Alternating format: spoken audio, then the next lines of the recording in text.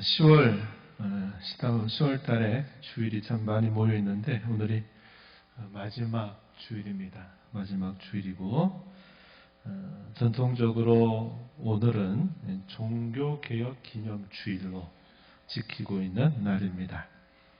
종교개혁이 시작이 된 지 506번째 맞는 기념 주일입니다. 종교개혁으로 우리가 잘 아는 대로 개신교가 이제 생겨나서 오늘에 이르고 있다 하는 것을 우리가 보게 되면 어떤 의미에서는 오늘 우리의 생일과도 같은 날이다 이렇게 여길 수 있는 날입니다.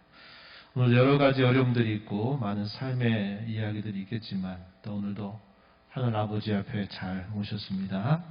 우리 하나님께서 자비와 긍휼과 위로와 평안으로 여러분들에게 함께 해주시기를 진심으로 바랍니다. 세상의 모든 종교가 갖고 있는 근본적인 성격은 구원을 추구하는 데 있습니다. 우리 기독교 역시 예외는 아니죠. 우리 기독교가 가르치는 구원에 대해서 여러분들에게 두 가지 질문을 던지면서 오늘 말씀을 시작해 보려고 합니다. 하나의 질문은 이것입니다. 우리가 어떻게 구원을 받는가 하는 질문이고, 또 하나의 질문은 구원받은 우리의 모습은 과연 어떠한가? 구원받은 우리는 어떻게 사는가 하는 질문입니다. 그래서 오늘 이 두 가지의 질문을 오늘 말씀을 통해서 함께 생각해 보려고 오늘 설교의 제목은 은혜로 받은 구원, 그 이후의 삶 이런 표현들이 되겠죠. 그런 내용들을 함께 살펴보려고 합니다. 첫 번째 질문 기억나시죠? 우리가 어떻게 구원을 받는가 라는 질문에 대해서 먼저 간단하게 생각을 해보면 어떻게 하면 구원에 이르는가? 이것은 일생일대의 가장 중요한 질문이 될 것입니다.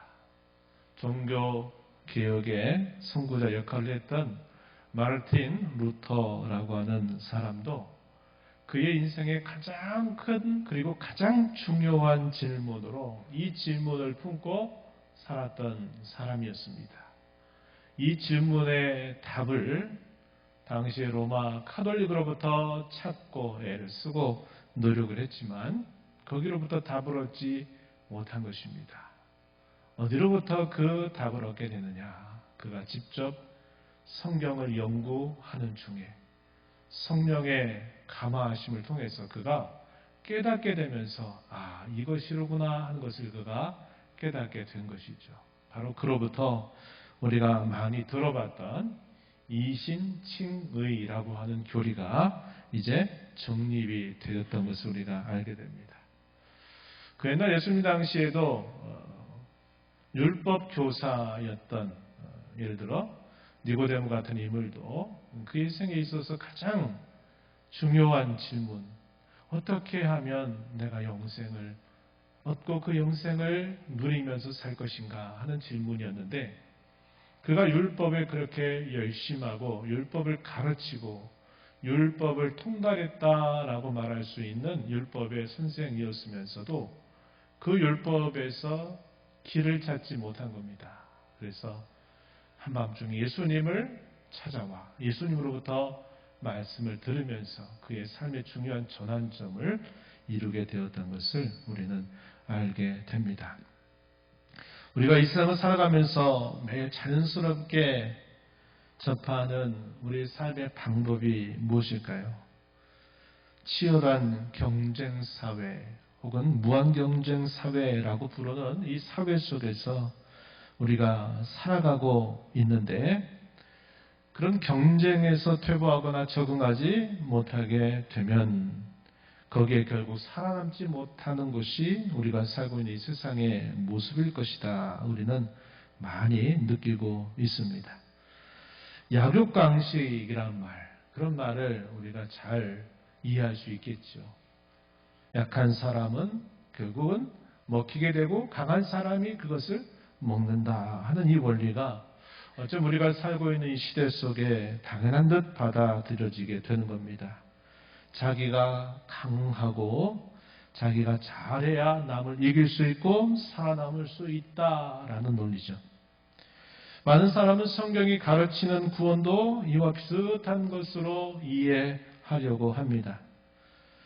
먼저 조건을 제시하고 그 조건을 만족시키면 구원을 받고, 만족시키지 못하면 결국은 심판을 받게 된다라고 말하면서 각자가 그 결과에 대해서는 스스로 책임지면 된다, 이렇게 여기는 사람들이 많다고 하는 것입니다. 이런 방식이야말로 가장 익숙하고 가장 쉬운 방식이 될 수 있어요. 세상의 모든 종교들은 다 이것으로부터 시작해서 이것으로 마치게 됩니다. 그래서 이 세상의 모든 종교를 두고 행위 구원의 종교 혹은 자력 구원의 종교다, 이렇게 부르게 된 것입니다. 하지만 성경이 우리에게 가르치는 이 구원은 이러한 당연하게 생각하는 모든 생각과 그 질서를 거스르고 있습니다. 이것 때문에 오해하거나 왜곡하는 경우들이 많이 생기게 됩니다. 성경은 먼저 사람 편에 아무런 조건 없이 구원을 주신다고 가르쳐 줍니다. 이렇게 하면 성도가 된다라고 말하기 전에 먼저 너는 성도다, 이렇게 선언하시고 그 성도로 이렇게 살아라, 이런 말씀을 하시는 겁니다. 그래서 이것이 성경이 가르치는 구원과 이 세상의 종교 혹은 이 세상의 사람들이 살아가는 삶의 방식과 전혀 반대되는 원리를 성경은 가르치고 있는 것이죠. 이것을 두고 뭐라고 표현하느냐? 은혜로 구원받는다라고 말하는 것입니다. 두 번째 질문이 뭐였습니까? 은혜로 받은 구원, 그 이후에 우리는 어떤 모습으로 사는가, 어떻게 사는가에 대한 질문이었습니다. 우리가 이렇게 은혜로 구원을 받으면 구원받는 우리의 모습이 어떠하고 우리 어떤 삶을 살아가는가 하는 것인데, 우리 날마다 하나님의 이 은혜를 받고 살면서도 변하지 않고 변망덕하고 교만하고 고집부리고 신앙생활과 태도에 있어서 늘 지지부진한 우리들의 모습을 들여다볼 때마다 우리는 이런 생각을 하곤 해요. 우리가 구원을 받는 순간에 이 모든 것들이 다 완성이 되어버리고 완전하게 바뀌어 버린다면 죄도 짓지 않을 것이고 지지부진한 우리의 모습도 없게 될 것이고 하나님을 더 온전하게 우리 소원대로 잘 섬길 수 있지 않을까, 이런 생각을 우리는 하게 되는 겁니다. 그런데 실상은 그렇지 않다, 이 말이죠. 우리는 여기서 다시 한번 우리 하나님을 오해하지 말아야 한다는 것을 생각해 봐야 합니다. 하나님께서는 인류 가운데 너무나 많은 사람들을 한꺼번에 상대해야 하기 때문에 힘에 부치시거나 그분의 능력이 모자라서 스스로 그것을 조절할 필요가 있기 때문에 단번에 그렇게 우리에게 해주시지 않고 서서히 해주시는 분이신가 하는 것입니다. 하나님 그런 분이신가요? 우리는 그런 사람이에요. 어떤 일들이 여러 가지가 함께 맞물리게 되면 어떤 게 더 중요하고 어떤 게 더 우선적이고 어떤 게 더 급하냐에 따라서 일의 순서를 하나하나 정해서 일들을 처리해 가는 자세를 갖는 겁니다. 하나님도 그런 분이신가? 성경이 가르친 하나님 그런 분이 아니시다, 이 말입니다. 하나님 그런데 왜 그렇게 하시는가 할 때는 그분의 깊으신 생각이 있다는 것을 우리는 생각해 봐야 하는 것이죠. 하나님은 우리의 생각처럼 모든 것을 한꺼번에 단번에 다 완성하고 이루실 수 있는 능력을 가지고 계신 분이심에도 불구하고 여전히 우리의 죄성, 우리의 죄악된 본성을 남겨두셔서 끊임없이 죄와 싸우게 하시는 겁니다. 이 죄와 싸워서 승리를 하기도 하지만 또 죄와 싸워서 패배를 경험하게도 된다 하는 것입니다. 엎치락 뒤치락 하는 삶을 우리는 매일 끊임없이 살아가고 있는 것이죠. 이걸 다른 말로 이렇게 말할 수 있습니다. 때로는 우리가 복을 받아 그 복을 누리기도 하지만 때로는 저주 같은 아픔과 어려움의 현실을 경험하게 되기도 한다 하는 것입니다. 여기에는 하나님의 지혜로우신 그분의 뜻이 있다 하는 것을 우리는 알게 되는 겁니다. 지금 생각한 이 두 가지 질문은 오늘 우리가 살펴볼 이 말씀에 있어서 매우 중요한 이슈가 된다 하겠습니다. 이런 생각을 가지고 오늘 말씀을 좀 살펴보도록 합니다. 오늘 우리가 읽은 이 말씀의 내용은 복과 저주에 대한 말씀이 주를 이루고 있습니다. 이에 앞서서 우리가 조금 더 크게 생각해 봐야 될 큰 그림이 하나 있어요. 그게 뭐냐면 이런 내용입니다. 이스라엘 백성들은 400년 이상의 애국 생활을 마치게 되고 하나님의 은혜로 애굽에서 나오게 되고 길이 없던 홍해 바다를 갈라서 길을 만들어서 또 홍해를 건너고 마침내 시내산에 도달합니다. 이 시내산에 있는 동안 하나님께서 이스라엘 백성들과 언약을 체결하십니다.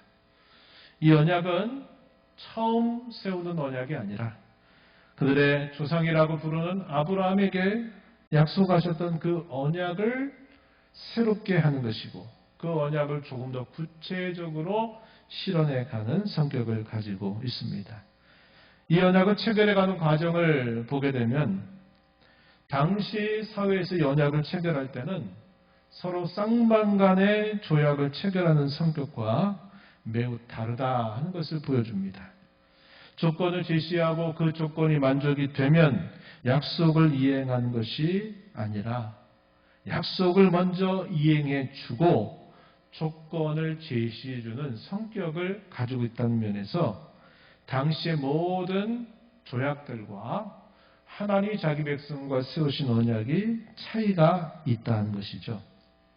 그래서 이걸 보면 우리는 어떤 관계를 떠올릴 수 있냐면 부모와 자녀의 관계를 떠올릴 수 있어요. 부모가 자녀를 낳고 자녀를 낳아서 너는 내 자녀다 라고 부르고 자녀가 되었으니까 그 자녀로 살아가는 게 하는 그런 논리와 비슷하다 하는 것입니다. 하나님께서는 이스라엘 자손들과 언약을 체결하시고 그 관계를 구체화하시면서 율법을 그들에게 주십니다. 그와 함께 그 율법의 내용 안에는 그들의 눈에 보이는 성막을 짓게 하시죠. 그 성막을 통해서 하나님과 만나 교제하는 길을 보여주십니다. 그리고 그 성막에서 드리는 제사와 그 제사를 드릴 수 있는 자격을 말씀해 주시는 것이죠. 우리가 이제까지 읽어왔던 레위기의 말씀은 이 제사와 성결 규례에 대해서 자세하게 가르쳐 주고 있는 것입니다. 오늘 우리가 부분적으로 읽었지만 레위기 26장의 내용은 시내산에서 맺은 언약의 결론 부분에 해당되는 말씀이에요. 이 언약이 40여 년 정도가 지나고 난 다음에 모압 땅 평지에서 가나안 땅을 눈앞에 내다보면서 모압 평지에서 또다시 언약을 갱신하게 돼요. 이것을 뭐라고 부르냐면 모압 언약이다 이렇게 부릅니다. 그 내용이 어디에 소개되냐면 신명기 28장에서 소개가 됩니다. 그래서 레위기 26장에서 소개되고 있는 이 복과 저주에 관한 긴 말씀은 40여 년이 지나고 난 다음에 모압 평지에서 또다시 이것이 그들에게 들려집니다. 그걸 모압 언약이라고 그래요. 그래서 신명기 28장의 내용에서도 복과 저주에 관한 말씀이 또다시 반복적으로 소개되고 있음을 보게 됩니다. 이제 오늘 26장의 주된 내용으로 한번 들어가 보면 주된 내용은 복과 저주에 관한 내용인데 이것을 세 번 하게 되면요.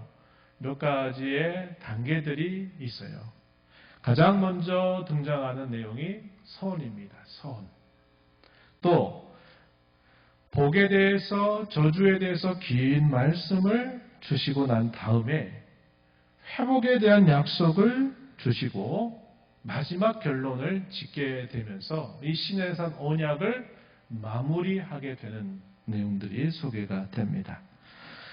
서원의 내용은 1절과 2절의 내용에 소개됐는데 이 서원의 내용에서 하나님은 과연 누구이신가? 하나님은 자기 백성들에게 무엇을 원하시는가를 잘 드러내주고 있습니다. 하나님은 천지의 창조주이시면서 여호와로서 예배 유일한 대상이 되시기 때문에 모든 우상들을 거절하시는 분이다. 하나님을 섬기는 종교는 오염되지 않고 순수해야 된다라는 사실을 요구하고 계신 것입니다. 1절 말씀을 한번 보시면 이렇게 소개되죠. 너희는 자기를 위하여 우상을 만들지 말지니 조각한 것이나 주상을 세우지 말며 너희 땅에 조각한 석상을 세우고 그에게 경배하지 말라. 난 너희 하나님 여호와다. 이렇게 말씀을 하십니다. 첫 번째 이 서원에서 하시는 말씀은 모든 우상을 만들지도 말 것이며 경배하지도 말라라고 한 것입니다. 당시 사람들에게 있어서 모든 종교는 눈에 보이는 형상으로 반드시 만들어져야만 했어요. 사람들은 보지 않고 믿는다는 게 대단히 어려운 문제가 되죠. 그래서 당시의 모든 근동 종교들은 다 눈에 보이는 형상을 만들고 그 신상 앞에서 제사를 드리는 일들을 하게 했던 것입니다. 그러나 하나님은 자기 백성에게 그렇게 하지 말라라고 먼저 분명하게 말씀을 하십니다. 또 하나의 요구는 뭐냐면 안식일을 지키고 성소를 경외하라고 말씀하십니다. 본문 2절 말씀에 보면 안식일을 지키고 성소를 공경하라 이렇게 말씀하셔요. 안식일은 뭐 하는 날입니까? 하나님께 시간적으로 제사를 드리는 날이죠. 성소는 또 무엇입니까? 그들이 제사를 드리는 장소가 바로 성소입니다. 그래서 시간을 구별하고 장소를 구별하여서 하나님을 예배해라. 혹은 하나님께 제사를 드려라 말씀을 하시는 겁니다.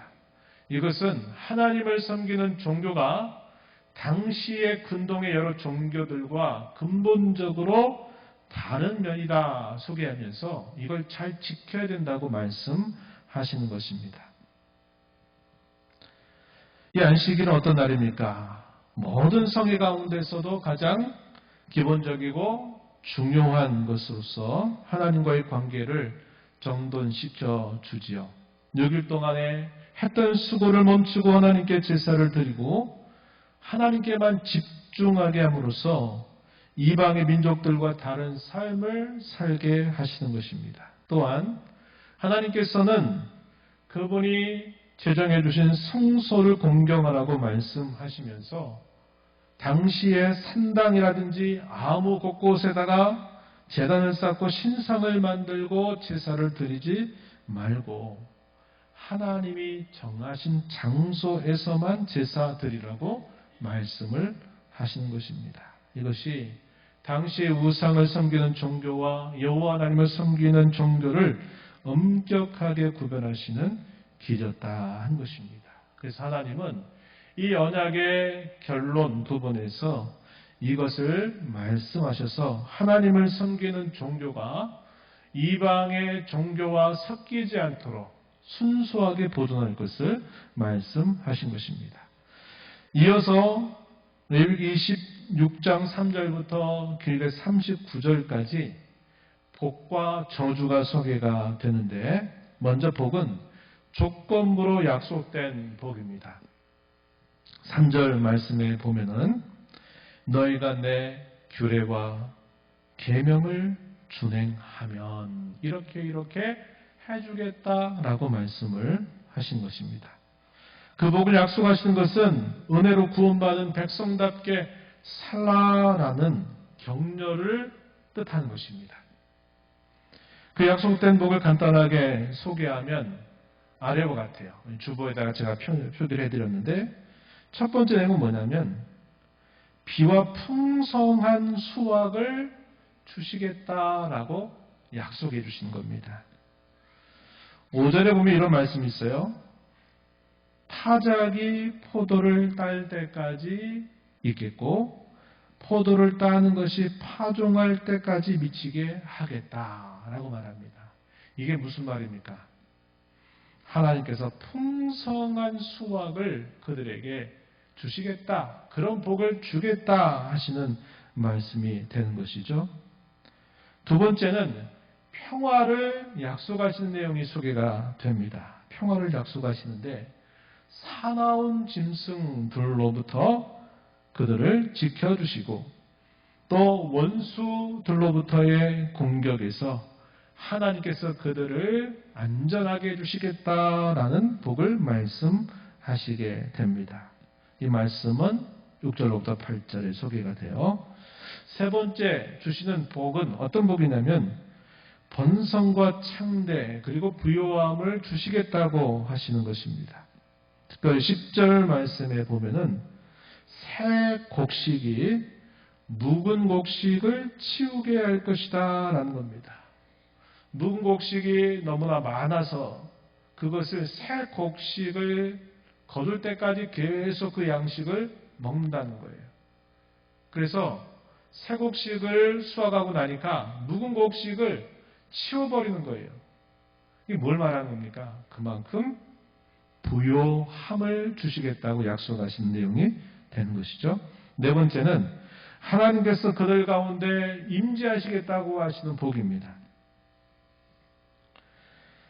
하나님께서 함께 하시고 하나님께서 그 백성들의 하나님이 되셔서 그들과 언제나 함께 하신 것을 약속해 주시는 복이죠. 레위기 16장 11절 12절 말씀에 보시면은 이렇게 소개가 됩니다. 내가 내 성막을 너희 중에 세울 것이다. 이렇게 말씀하고 12절에 가면 나는 너희 중에 행하여 너희 하나님이 되고 너희는 나의 백성이 될 것이다. 이렇게 말씀하십니다. 누차 말씀드리지만 이게 언약의 공식과 같아요. 언약의 공식. 우리가 어떤 수학 문제 풀려면 수학 공식을 알아야 되잖아요. 그죠? 하나님이 우리에게 하신 수많은 성경의 언약들에 있어서 그 언약의 공식이 바로 그겁니다. 나는 너희 하나님이 되고 너희는 내 백성이 되겠다. 이렇게 말씀하시는 거예요. 이것을 조금 더 친숙하게 친밀하게 표현하면 이런 표현이죠. 나는 너희의 아버지가 되고 너희는 나의 자녀가 되리라. 이런 말씀이에요. 이게 언약의 공식과 같은데 이러한 약속을 하나님이 더해주고 계시다는 겁니다. 이런 복의 내용은 아브라함과 맺은 언약을 우리로 기억나게 해줍니다. 그렇다면 오늘 저와 여러분에게 성취된 참된 복 그것은 무엇인가? 우리가 알고 있는 것처럼 우리 예수님의 죽으심과 부활하심, 성령 하나님의 강림하심을 통해서 우리가 구원을 받고 우리와 하나님 언제나 함께 하시는 것이 우리에게 주신 참된 복이다 하는 것을 우리는 알고 있습니다. 우리에게서 최대 복은 뭐냐? 하나님 자신이 우리의 지극히 큰 상급이 되신다 하는 말씀입니다. 이 내용은 창세기 15장 1절에서 표현되고 있는 말씀이 됩니다. 이렇게 네 가지의 큰 복을 약속하시는 것이 뭘까요? 왜 그럴까요? 격려하는 겁니다. 격려하는 거예요. 너희를 세상의 많은 백성들 가운데 나의 백성으로 삼았으니 내 백성답게 하나님만 섬기고 하나님을 섬기는 종교를 더럽히지 말고 순수하게 대대손손 그것을 잘 이어가라고 하시기 위해서 격려해 주시기 위해서 하나님 우리에게 복 주시겠다 말씀하시는 내용이 되는 겁니다. 그럼 이것으로 끝난 게 아니에요. 그 다음에 소개된 내용이 복에 의해서 저주가 소개됩니다. 저주에 있어서도 조건이 제시되는데 레위기 16장 14절 15절 말씀을 보시면 이렇게 말합니다. 그러나 너희가 내게 청종하지 아니하여 이 모든 명령을 준행하지 아니하며 내 규례를 멸시하며 마음에 내 법도를 싫어하여 내 모든 계명을 준행하지 아니하면 내 언약을 배반할진대. 다르게 말하면 배반한다면 이런 말입니다. 그런데 이런 조건과 더불어 소개되고 있는 저주의 내용은 무려 이 복에 소개되고 있는 내용에 비해서 분량이 한 얼마나 기냐면 제가 보니까 한 2.5배 정도가 길어요. 복에 대해서는 하나를 이야기했다면 저주에 대해서는 2.5를 이야기하고 있다고 하는 겁니다. 또 신명기 28장 약 40여 년 정도 세월이 흘러서 모압 언약에서 또 이 비슷한 말씀을 신명기 28장부터 주시는데 여기에서 무려 그 차이가 더 크게 납니다. 복에 대한 약속에 대한 내용에 비해서 저주에 관한 내용은 무려 4배 정도가 돼요. 복을 하나 이야기하면 분량으로는 저주에 대해서는 4개를 이야기하고 있는 정도로 큰 차이를 보이고 있다 하는 것입니다. 왜 이러한 저주를 경고하실까요? 이건 역시 은혜로 구원받은 하나님의 백성답게 살게 하시려고 주시는 말씀의 내용이다 하는 겁니다. 그 저주의 내용도 4가지 정도로 제가 이렇게 설명을 해봐요. 첫 번째가 뭐냐면 질병과 기근과 전쟁에서 큰 해를 입게 될 것이다 라고 말씀하시는 내용입니다. 질병이 창궐하게 되고 기근이 온 땅에 있게 되고 전쟁을 할 때 원수들에게 패배를 당하게 되는 일이 있게 된다. 두 번째는 가뭄과 빈약한 추수에 대해서 또 경고하는 말씀이 소개가 됩니다. 그런데 이 하나하나의 단계들이 하나하나의 이 내용들이 단계적이라는 것을 확인해 줘요. 뭐냐면 이렇게 했음에도 하나님을 섬기는 길로 돌아오지 않는다면 두 번째는 이렇게 하겠다 이렇게 말씀하시고 반복적으로 표현된 하나의 표현이 있어요. 그게 뭐냐면 7배나 더 하겠다라는 그러한 그 강도에 있어서 더 강해질 것을 다음에 이렇게 말씀을 하시는 겁니다. 두 번째는 가뭄과 빈약한 추수가 따라온다 할 때 7배나 더 하겠다 이런 말씀을 하셔요.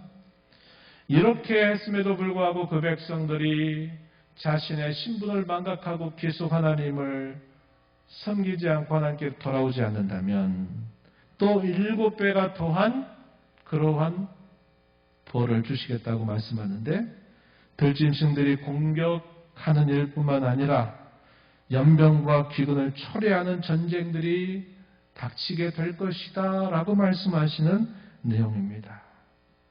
그럼에도 불구하고 안 돌아온다면 네 번째, 전쟁으로 인해서 고통을 당하게 되고 포로로 끌려가게 될 일이 있게 될 것이다. 이렇게 말씀을 하시는 것입니다. 이 상태가 얼마나 심각한 상태가 되냐면 먹을거리가 다 떨어져 가지고 사람을 먹게 되는 일이 따라오게 된다. 성읍과 그들이 하나님을 만나러 갔던 성소들은 다 파괴가 될 것이다.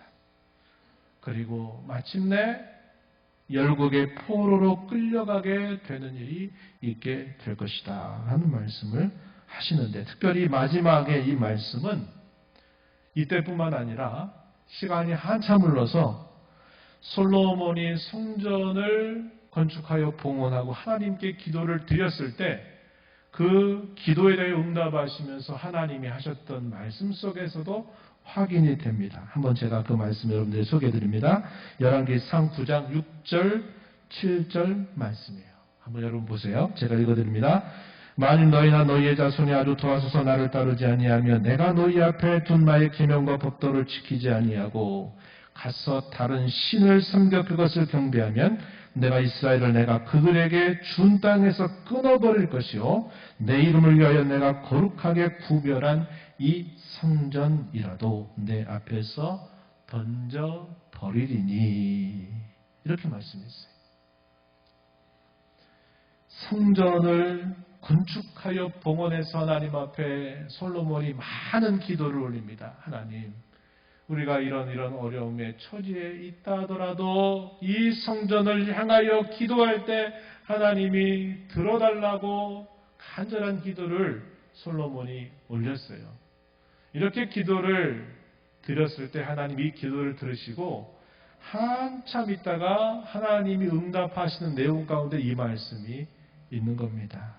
그래, 내가 기도한 것처럼 내가 너와 내 백성들이 하나님이 나를 잘 섬기고 나를 섬기는 이 정교를 잘 따라오면 너희가 기도한 대로 내가 다 그렇게 해주겠다. 그러나 만약 그렇지 않게 된다면 이 성전이라도 내가 던져버릴 것이다. 내가 준 이 땅에서 너희를 다 끊어버릴 것이다. 라는 말씀을 하셨던 것입니다. 이스라엘 백성들은 가나안 땅에서 마침내 역사적으로 봤을 때 쫓겨나죠. 70년 동안 바벨론에서 포로 생활을 하게 됩니다. 이걸 통해서 우리가 배우게 되는 게 뭐냐면 순종하여서 받는 복보다도 불순종하여 받는 징계, 이게 더 우리가 마음을 써야 되겠구나 하는 것을 배우게 되는 것입니다. 분량이 이렇게 많다 하는 이야기가 우리에게 그걸 가르쳐 주는 거예요. 우리는 본성상 하나님 말씀을 잘 따라서 약속된 복을 받는 것보다 우리는 본성상 하나님의 법보다 내가 하고 싶은 대로 살다가 징계를 당하는 일들이 더 많을 수밖에 없는 사람들이다. 그래서 우리가 항상 우리의 관심을 이렇게 해서 내가 보고 이런 복을 받아야 되겠다 하는 그런 거기보다는 내가 근신하고 조심하지 않으면 나도 이러한 일들을 당할 수 있겠구나 하는 것에 마음을 기울이고 늘 조심하며 살아가야 됨을 가르쳐 준다고 하는 것입니다. 복과 저주에 이어서 이어지는 내용은 회복에 대한 약속이 주어집니다. 오늘 우리가 읽은 본문이 여기에 속하고 있어요. 위에서 선언된 저주의 내용은 마치 언약을 파괴하는 것처럼 보여집니다. 그러나 그런 것이 아닙니다. 하나님의 언약은 신실하십니다. 언약의 파기가 아니라 하나님은 그 언약을 붙들게 하시려고 자기 백성들에게 징계를 주신다는 것을 보여주고 있는 것입니다. 예레미야 선지자를 통해서 포로민이었던 이스라엘에게 보낸 그 내용에서 하나님은 자신의 본심이 무엇인가를 잘 보여주고 있습니다. 예레미야서 29장 10절 이하의 말씀 여러분 한번 보시기 바랍니다. 말씀이 소개되니까 보시면 이렇게 말합니다. 여호와께서 이와 같이 말씀하시니라. 바벨론에서 70년이 차면 내가 너희를 돌보고 나의 선한 말을 너희에게 성취하여 너희를 이곳으로 돌아오게 하리라. 여호와의 말씀이니라. 너희를 향한 나의 생각을 내가 안 하니 평안이요 재앙이 아니니라. 너희에게 미래와 희망을 주는 것이니라. 이렇게 말씀을 하십니다. 이런 말씀을 통해서 하나님이 가지시는 그의 본심이 무엇인가를 말씀해 주신 것이죠. 이런 말씀을 우리가 기억하면서 오늘 본문의 내용을 들어가서 보게 되면 하나님이 세우신 언약은 결코 파기되지 않는다라는 것을 거듭 우리에게 들려주십니다. 42절 말씀 하반절에 보면은 이런 표현이 있어요. 내 언약을 기억하고 그 땅을 기억하리라. 또 44절 본문 하반절 가서 보면 그들과 맺은 내 언약을 폐하지 아니하리니 나는 여호와 그들의 하나님이 됨이니라.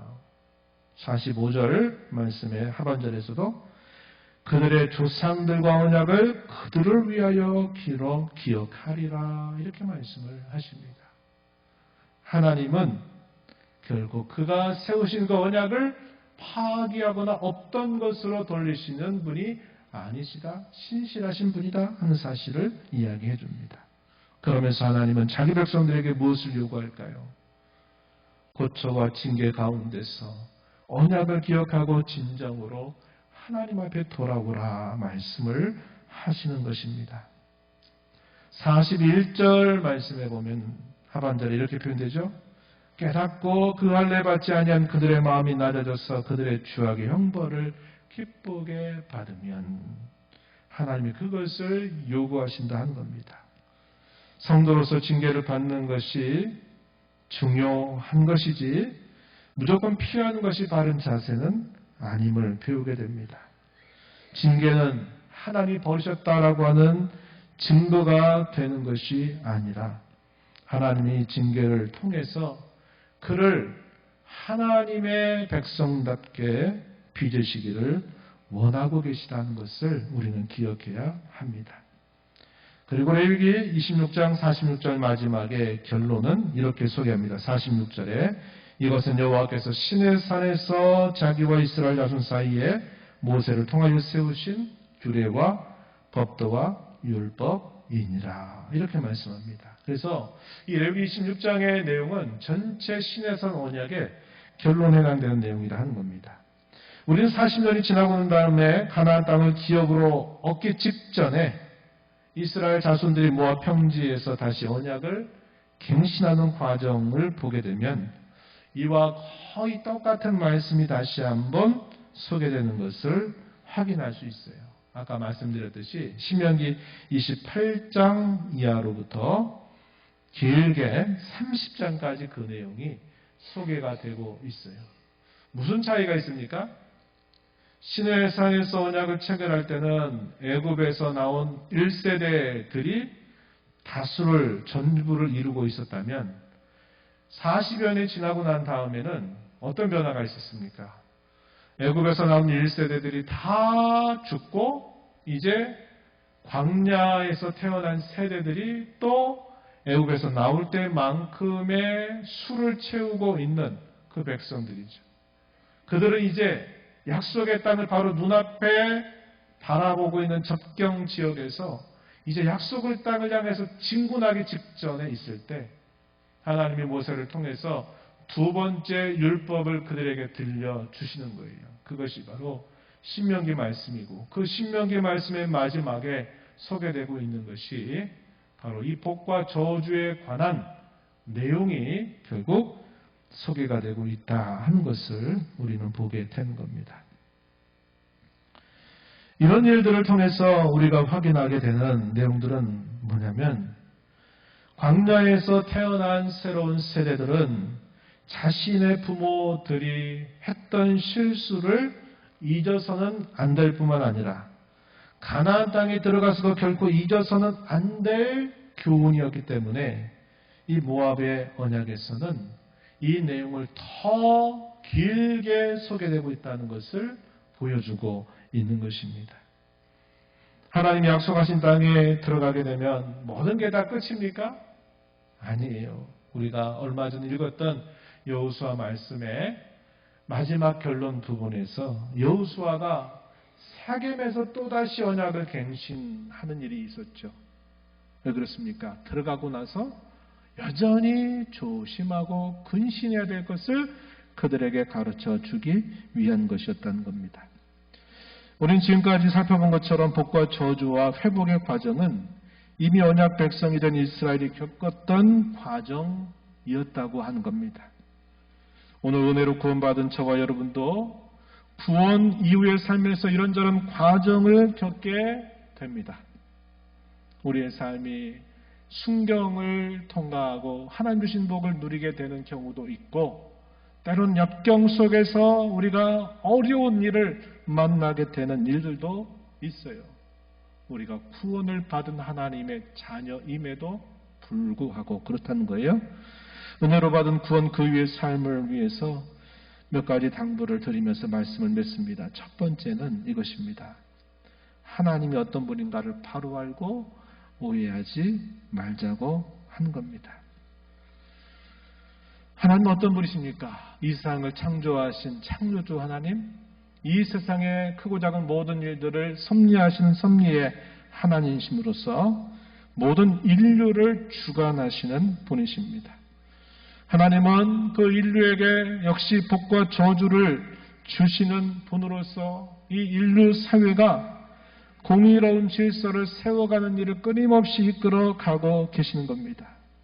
그런 하나님께서는 이스라엘 백성들과 언약 관계를 맺으심으로써 그들의 언약의 하나님, 구원의 하나님이 되셨어도 역시 복과 저주를 통해서 그 질서를 존중히 여기시는 분이심을 우리는 바로 알아야 돼요. 하나님 섬기고 구원받고 언약의 백성이 됐으니까 아무렇게나 살아도 다 된다, 다 복이다 이렇게 말하며 살지 말아야 한다는 거예요. 하나님 우리에게 복만 주신 분이라고 오해해서는 안 됩니다. 우리는 이 후자 하나님이 엄숙하게 경고하는 이 말씀을 우리가 마음에 잘 간직하면서 구원 이후의 삶을 살아가야만 된다고 하는 겁니다. 두 번째는 하나님을 섬기는 올바른 길, 구원 이후의 삶을 가르치기 위해서 하나님은 때로 우리에게 복을, 때로는 우리에게 저주 같은 어려움을 주시기도 하신다 하는 것을 우리는 깨달아 살아가자는 겁니다. 신앙의 여정 속에서 영적 이치를 깨닫는 건 매우 중요한데요. 무엇이 목적이고 수단인지를 잘 분별해야 합니다. 하나님께서 창조 세계뿐만 아니라 모든 인류 사회 관계들을 통해서 복을 주시고 저주를 주시는 것은 그 자체가 목적이 아니에요. 그것이 전부인 줄 알고 거기에 집중하지 말자 하는 것입니다. 어떠한 형편, 어떠한 상황 속에서도 우리는 하나님만 섬기고 믿고 순종하고 돌이키는 삶에 집중해야만 한다 하는 것입니다. 복 받으면 그게 답니까? 복을 받았는데 그 다음에 그게 저주 같은 걸로 바뀌어버리는 일들이 얼마나 많아요. 겉으로 볼 때 그게 저주 같은 어려움이고 고난이고 시련인 것 같은데 그게 지나고 나서 보니까 복이었다는 것을 깨달을 때가 얼마나 많아요. 그래서 우리는 하나님이 때로 우리에게 좋은 것을 주시고 때로 우리에게 어려움을 주시는 일이 있을지라도 그것 자체에 눈과 마음을 빼앗기지 말고 그걸 통해서 우리는 어디에 집중해야 되느냐? 하나님을 더 잘 섬기는 그런 삶에 집중하는 일로 나아가야만 된다는 겁니다. 마지막으로 성도로 부름받은 사람은 공동체적으로 뿐만 아니라 우리 개인적으로 복과 저주를 잊지 말아야 하겠습니다. 우리는 복보다는 어디에 마음을 써야 될까요? 순종하는 일에. 징계보다는 어디에 마음을 써야 될까요? 무엇을 실수했는가를 우리는 관심을 가지고 잘 살펴보아야 합니다.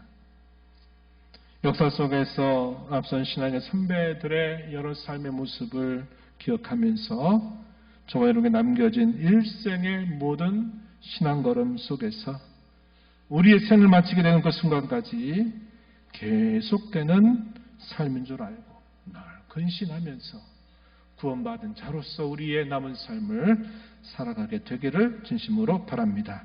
하나님 아버지, 오늘도 저에게 주신 이 말씀을 통해서 저희를 구원하시지만 한 번에 완전하게 모든 것이 아무런 문제가 없도록 구원하신 것이 아니라 여전히 저희 연약함과 부족함과 허물을 남겨두셨음을 배웁니다. 때로 하나님은 자기 백성들에게 좋은 것, 복된 것을 주시기도 하시며 때로 힘겹고 어려운 징계와 같은 아픔을 겪게 하시기도 하십니다. 그러나 그것이 목적이 아니라 구원받은 하나님의 사람으로 하나님만 섬기게 하시려고 하시는 그런 하나님의 마음을 잘 헤아려서 남은 생애 동안 늘 근신하며 늘 깨어있으며 하나님을 섬겨가는 저희 모두가 되게 하여 주옵소서.